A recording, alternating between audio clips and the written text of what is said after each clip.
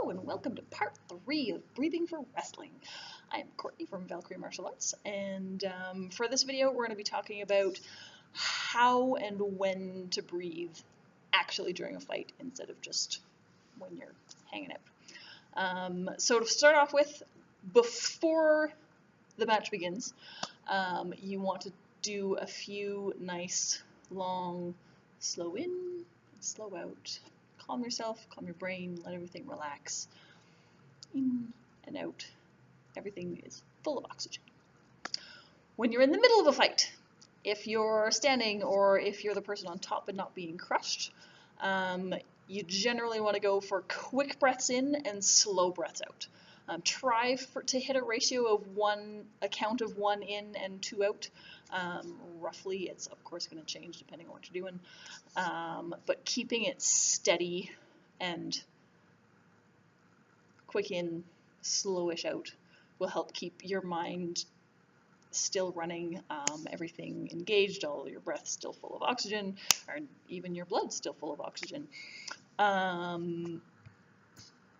Also, depending on how the fight's going for you, you might find yourself starting to breathe faster and faster and shallower. So every minute or so, every 30 seconds, depending on how long your fight is, do try and take a deep, slow, full breath to reset everything if you have the opportunity.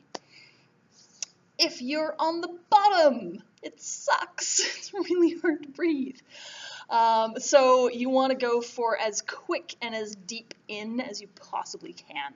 And again, like even more slow and really, really controlled breathing out. Every opportunity you have, especially if they're really crunching down on you, if their weight shifts just a little bit and you have a little bit of space, breathe into that space. When you have a chance to breathe in, it will change magically, everything will be better. Everything is worse when you can't breathe. The other thing is, like we talked about, you can breathe into your belly, you can breathe into your chest, you can breathe into your back. Whatever part is not currently being crushed is the part you should aim to breathe into. So all of those awareness exercises, you can think about, okay, well, they're on my belly now, but I know I can still breathe into my chest. Or, well, they're sitting on my chest. Fortunately, I've got all this good space down here and I can breathe into that instead. So just be aware that unless they are super gigantic and actually crushing your entire torso, which happens and, is terrible, then you have an opportunity to breathe. You always have an opportunity to breathe. Finally, after it's done, whoever's won, again, go back to a few nice, deep, slow, controlled breaths. Bring everything back under control. You're going to want to, again, keep breathing super slow and fast, or super fast and shallow, and don't do that. Make sure that you come back to breathing normally. One other thing I want to talk about is if you're in a really, really bad situation, they're on top of you, if they're covering your mouth and nose, your body's going to want to panic. Panic is the enemy.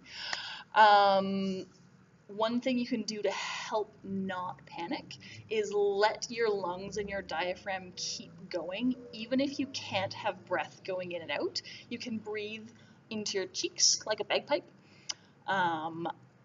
Recycled air is better than no air at all. So even if it's air that you've literally just breathed out that you're breathing back in again, it still has some oxygen in it, and keeping that action going is much more soothing and less panic-inducing than just trying to freeze up and not doing anything. It's good. So, back in a moment with some exercises you can do with a partner.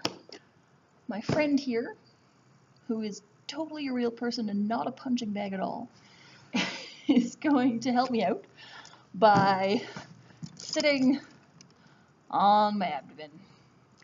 And I'm just going to, or like we talked about in the first video, tense my abs and push them out. And then I'm going to breathe as deeply as I can, keeping the abs up. See the difference? How it moves up and down? So you want to be here and still breathing as fully as possible.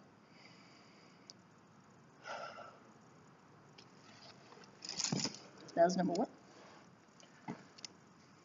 If you have an actual partner, they can just sit cozy, no moving yet. Part two, your helpful partner is going to move up, and you're going to breathe again into your abdomen, but with all this stuff on your chest.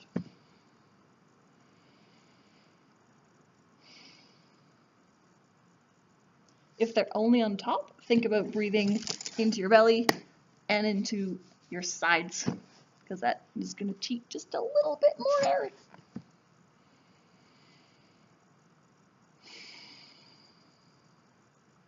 Okay, so next we're going to do basically more of the same. Your partner is going to sit either on your belly or on your chest. I'm not going to do much yet, but we want to add a little bit more pressure. So what they're going to do is just really gently bop you on top of the head. And what you want to do is dismount on the other side so you can see. And you want to just spread them off just a little bit. So you're moving around. You can see me, I'm moving around. But there's pressure and threat up here that I'm trying to get away from. Same thing on the abs, on the chest. Triangle. All right, so for the next one, because of course you're never just going to be sitting there and doing nothing, and they're not just going to be sitting there and doing nothing, you want to practice breathing while you're trying to do something to them, and they might be trying to do something to you. So what we're going to do is you're going to have your partner, and you are going to try and just shrimp out from underneath them. You can also bump. And what you're trying to do is you just want to make a little bit of space so you can breathe, because breathing is very important. It is the number one thing to think about. So try that. They're going to resist, and every chance you have, whenever their weight shifts, inhale, and then exhale, slowly and controlled. Inhale fast as you can, every chance. Okay, and so for the last thing, it's time to actually do some wrestling. So start easy, start from your knees if you want, and go through the full cycle. We can do timed, maybe 30-second, maybe a minute rounds, but have both partners long, slow, deep breaths before you start. Have someone standing there and telling you, breathe, no, actually breathe now, and breathe throughout the whole thing. It actually really helps. If one person in the future, when you're not drilling, which I should mean, probably not talk about it right now, but I am on it, so here we go.